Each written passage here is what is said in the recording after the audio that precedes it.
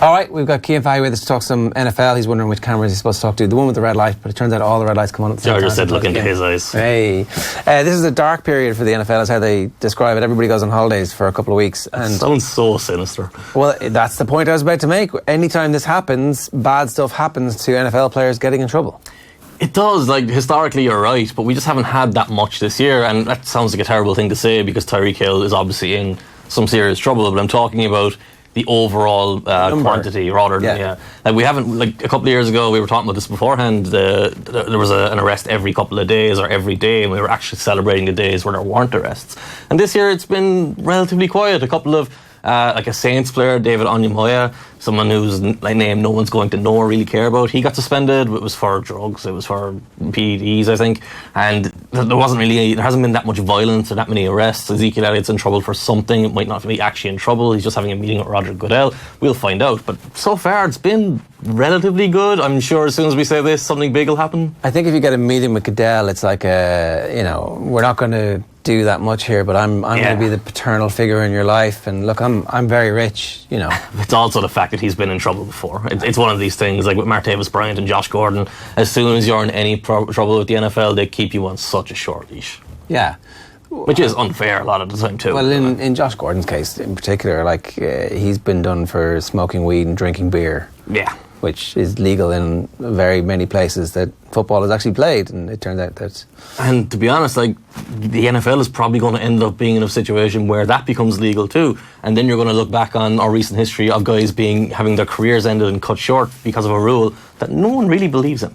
I've been listening to various people talking, the Ringer guys in particular. They're doing a series of how do you build a perfect offensive line, and a lot of their talk is about the size of contracts and making sure that you can put teams together that actually are going to function as a team. This is all part of that whole debate about which is more important, pass rush or coverage, which took over the whole off-season because there's nothing else to talk about. Yeah, pretty much. Let's face it. So we end up talking about contracts and styles of play. And people getting in trouble. Yeah, exactly. But it did get me wondering if this is kind of the last period where the contracts are going to matter as much as they do. A new collective bargaining agreement is being negotiated at the moment, and I'm not sure if we might have entered. Certainly, it's if you signed your rookie deal this year, the next collective bargaining agreement will be in place by the time your fifth year option is being picked up. Yeah, assuming everything goes as planned. Yeah, without strikes. But I kind of dislike the whole idea of valuing different positions in certain ways anyway. How do you build a perfect defense? How do you build a perfect offensive line? I mean, look at the New Orleans Saints in 2008. They had Carl Nicks and Jerry Evans, two best players on their offensive line. They were offensive guards. But everyone says offensive guards don't matter. But they built all their protections around their guards. They built their running game around their guards because they had great guards. If you have an offensive tackle, if you've got Tyron Smith on one side and Trent Williams on the other side, obviously they're two players on two different teams. But if you've got great tackles, you build your offense that way and you work to that. The idea of taking one position and saying one's more important than the other it's a reflection on the league as a whole having too many coaches who don't adjust to what they have and they just want to do one thing and do it over and over again. Well, so the example that keeps obviously getting talked about, and it's not really a fair example because it's the best example of everything, is Belichick, who apparently at one point changed from being a 3-4 to a 4-3 because there was more value in the players that he could get to fulfill the other. It wasn't that I'm defensively wedded to this. It was what is the money I can spend? What are the contracts I can get?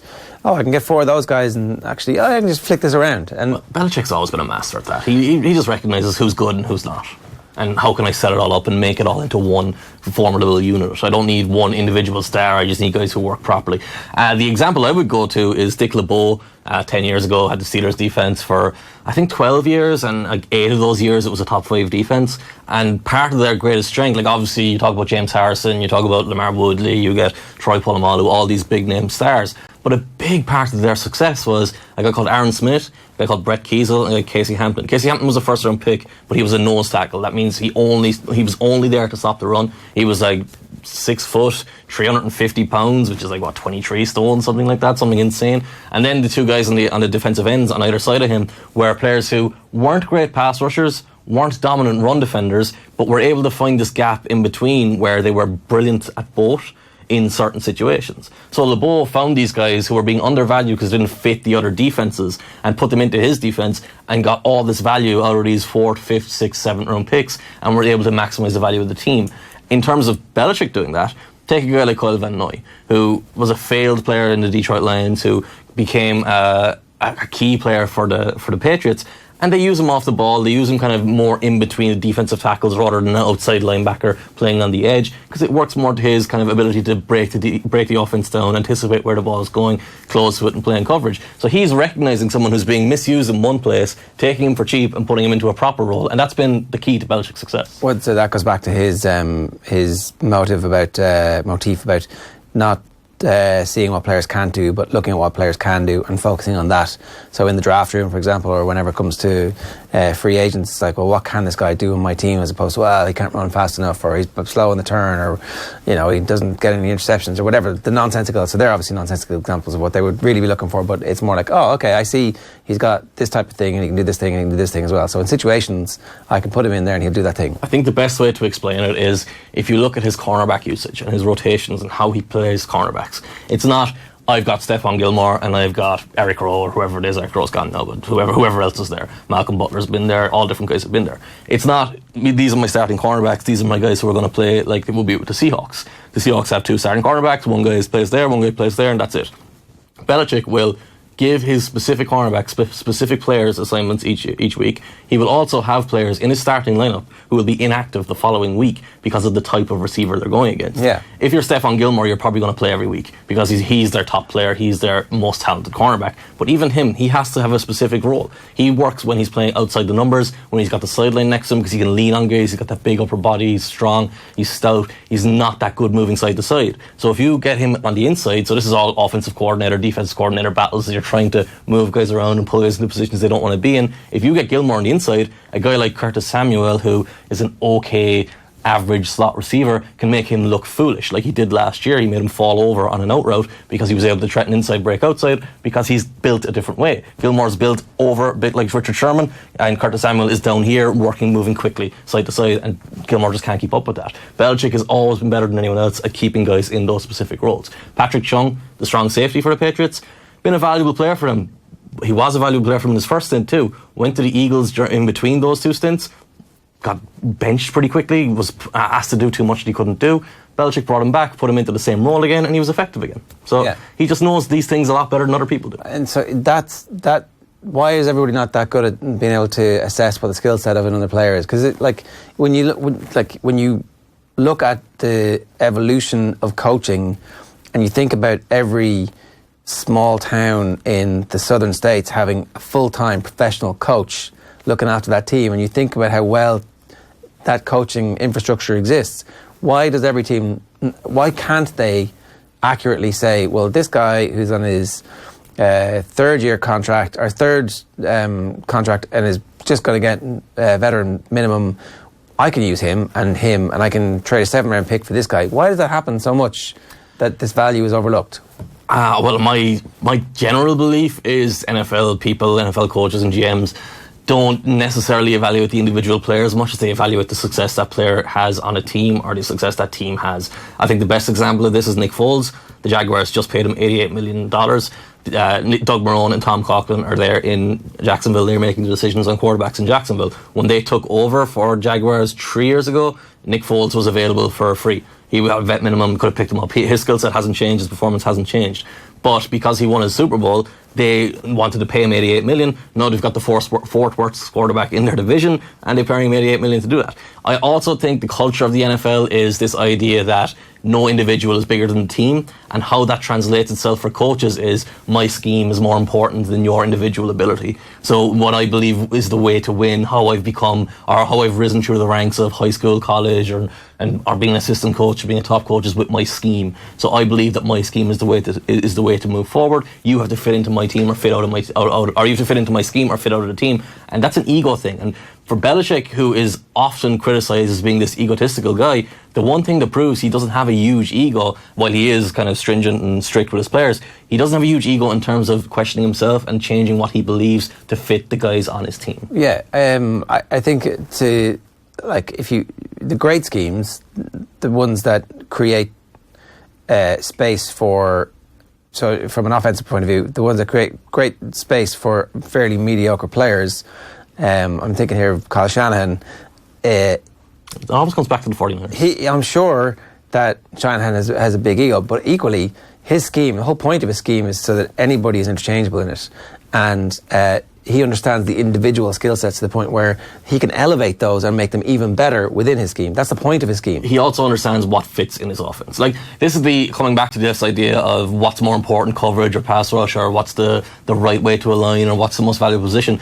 Really, it's about what fits with what. Like, if you have Kyle Shanahan's offense, you have to get your slower receivers out of there because you need a guy like Marquise Goodwin. He is a straight line sprinter, an Olympic level sprinter. So Marquise Goodwin is valuable on post routes, which is running vertical downfield and breaking towards the posts in the middle of the field. Vertical routes, running straight down the field, clearing out, and crossing routes where often they're just a sprint against the cornerback. So those are the three main routes that Kyle Shanahan wants you to run, and you're probably going to get the ball thrown to you off of play action. So that means there's going to be space to run into. That means the defensive backs have to think about the run before they focus on you. That means they can't lock you down at the line of scrimmage and just play press coverage on you, which would be a problem for Marquise Goodwin if they did that. So if you have him in that offense, it's a perfect match of player to scheme, which works if you can identify those players. If you have him in Jason Garrett's offense, it becomes Terrence Williams, a guy who is just really, really fast, but doesn't have a catch radius, doesn't have an ability to run routes. So Jason Garrett is sat there going, can you run all these different routes for me and do them without any help? And Terrence Williams looks awful, whereas if you put him in Kyle Shanahan's offense, he gets all this help, gets all set up for it to be just a straight sprint, just you are faster than him, that means you're going to win, all you've got to do is catch the ball. All of this is particularly relevant because the Christian's quarterback ratings had Tom Brady at 9. It's about right, Adam. Is it though? Because I mean, when you think about his ability to change plays at the line of scrimmage and to fully understand and diagnose exactly, that's still top 10 the though. whole points that we're making. Yeah, but it's actually that's a skill set that 3 other people have in the league at the moment. No, there would be more than that. But he's probably come to Tom Brady being 9th a very different way that I have. And I would have Drew Brees right next to Tom Brady at that point, which is another kind of controversial thing to say. And Philip Rivers is in this conversation too. Eli Manning is too, but he's kind of bad in September, so it doesn't really matter. But the idea here is they're at a point where their age and their arms are breaking down late in the year. You saw it with Drew Brees a lot. In the playoffs, he was not the guy he was early in the regular season. Philip Rivers, exactly the same thing. Reaches a point where his arm dies, and it's just, how do you win a Super Bowl with that? It's going to be very difficult. How you do it is you have the run that the Patriots had, where running the ball was the key. And Brady played a role in that. He was getting them into the right looks, he was audible into the right plays, but in that Kansas City game, his biggest contributions were an interception in the end zone when they were about to score to Reggie Ragland, an interception after that straight away that was dropped, and when that interception that was taken off the board from Dee Ford. But you saw, okay, fair enough. And in the Super Bowl as well. Remember, it was the lowest scoring Super Bowl ever. So we can't praise the quarterback too much in that situation. It's just that the value of being able to diagnose what the opposition's scheme and players are doing is, I would argue, it's huge. Yeah, it's not incalculable. There's probably somebody sitting out there who can actually go, well, it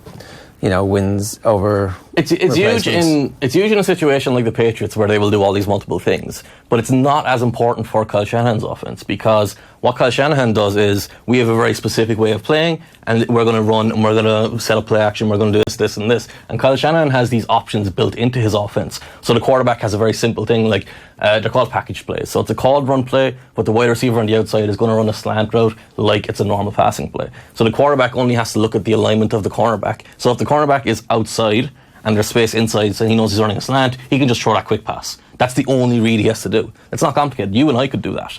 And if the cornerback's on the inside, well, I couldn't stay on the field, I get injured, but if the cornerback's on the inside, he knows just hand the ball off and run it. That's a very, very simple thing. Brady is doing that stuff, except on like a 10 times more complicated level. Yeah. It is final point on this before we move on. The talk in Green Bay, it's been an interesting off-season for Green Bay because a lot of talk about the end of the McCarthy era and how important Aaron Rodgers was and all that, and how it's a stupid call. Aaron Rodgers obviously also brilliant at diagnosing stuff and deciding what's going to happen next.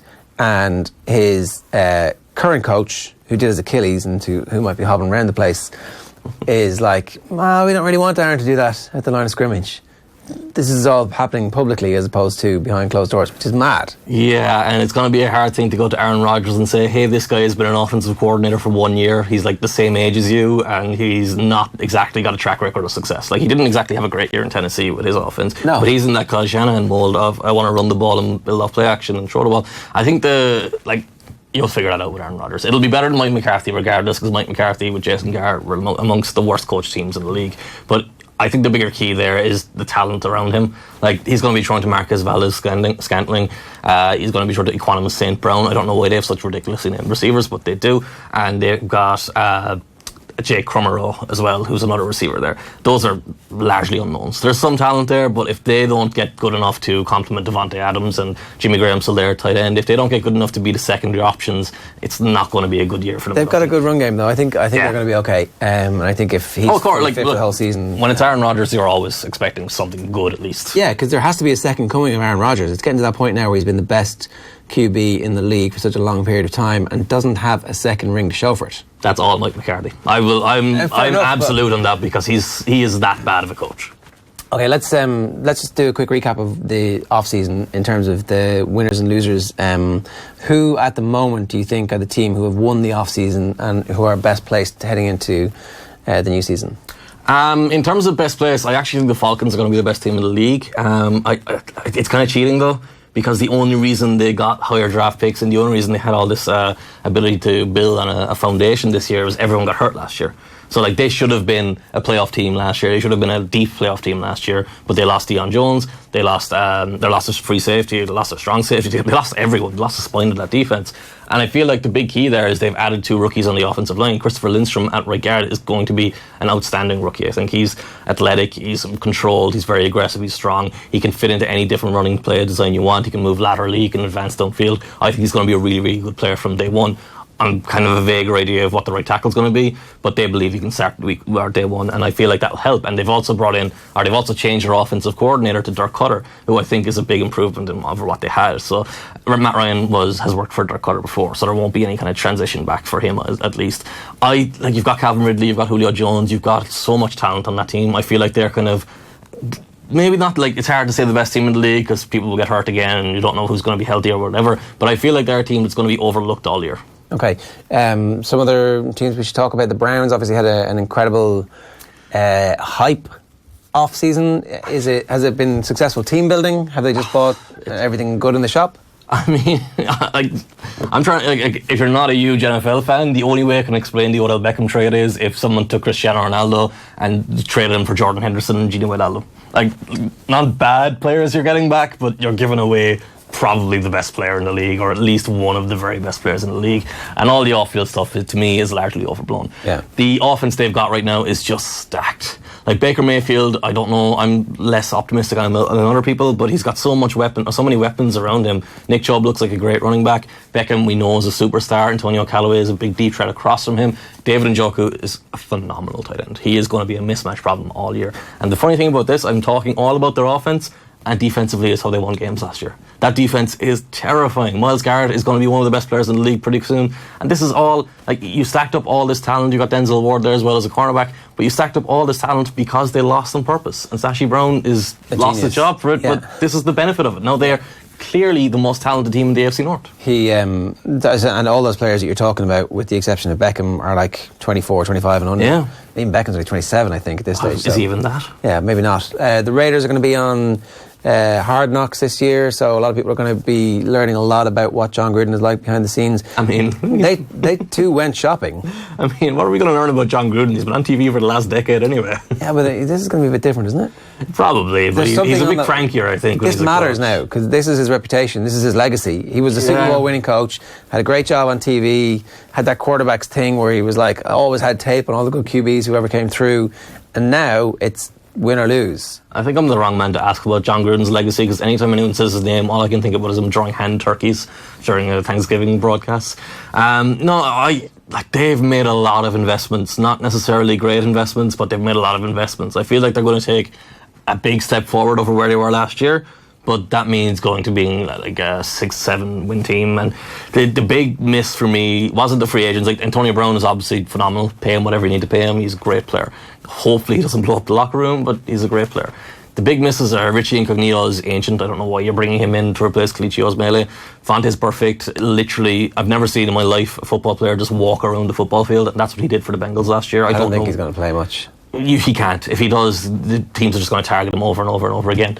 But even surpass the free agents and the trades, and like I know they paid Marcus Joyner big money, and they played Trent Brown big money as well. Surpassed all that, what really let me down, or let them down, I think, were the draft picks.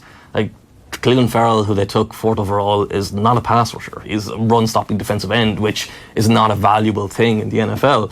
And then you've got a running back there, Josh Jacobs, who looks good, but he's a running back. He's not going to give a huge amount of impact on the team. And you've got a safety, Jonathan Abram, there as well. How much impact he has, I don't know.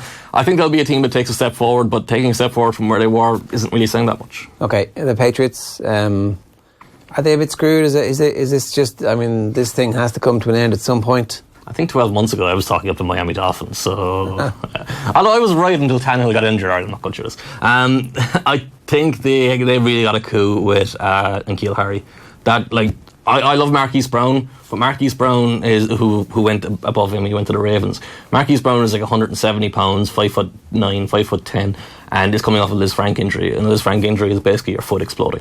So I don't know how effective he's going to be. And N'Keal Harry went after him because of athleticism concerns. But N'Keal Harry's game is very similar to Larry Fitzgerald, where you just throw the ball in his general direction, he'll go and get it for you. And he's got a similar frame, he's got that strength, he's got that ability to box defenders out, and he also moves well through his routes. So I think he's a steal, and he's going to be a big upgrade for them, for a team that really did not have good receivers last year. Like we kind of forget, because we always focus on Brady and we've always focused on the stars. Like Gronkowski's gone now, and he was like their best option last year, even though he was hurt all the time. Yeah. Also, have you seen Gronkowski?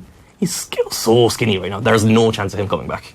Because he's lost about 50 pounds. He's literally just stopped lifting weights, I guess. I thought he was working out in the T12, no? Maybe, but it's he looks like a proper wide receiver now. He does not look like a tight end. So there's no, because there was talk of him early in the offseason, he might come back. There's no chance he's playing tight end like that. Okay, well, could you put him on the team as a receiver? Honestly, he looks like he would break. What if you put him on the team as a receiver? He looks like one of those. Against cornerbacks, though. Wait, what? Put him out wide against quarterbacks. No, he's literally like, it's like, you know those skeletons you have in like the biology classes? He's looked like someone painted one of them. Okay, right. Give me the Super Bowl you expect, and then an outsider Super Bowl. The Super Bowl I expect, the Chiefs, and I'm going to go with the Falcons. I think the one I would be kind of outsider, I think you've got to go with the Panthers. The Panthers have Cam Newton healthy. That team has everything you look for. Massive price at the moment. I think an outsized price, considering they started the season so well last year. Yeah, absolutely. And I kind of have two AFC teams that I really like, and it's the Titans and it's the Ravens. But one of the things I will also point to, and I'm disappointed in them because they had a huge amount of cap space. They had opportunities to add big players, and they only really got Justin Houston. I thought the Colts were in a position this year to take a big step forward. But no matter what, I'll be terrified of Andrew Luck fully healthy in the playoff run. So if the Patriots, let's talk about this world that we always talk about that never exists. If the Patriots aren't this great team in the playoffs, that's the guy I would be terrified of. And then obviously the Chiefs are there. So they're the top teams, really. Yeah, fair enough. Cian, good stuff. Thanks very much. Thank you.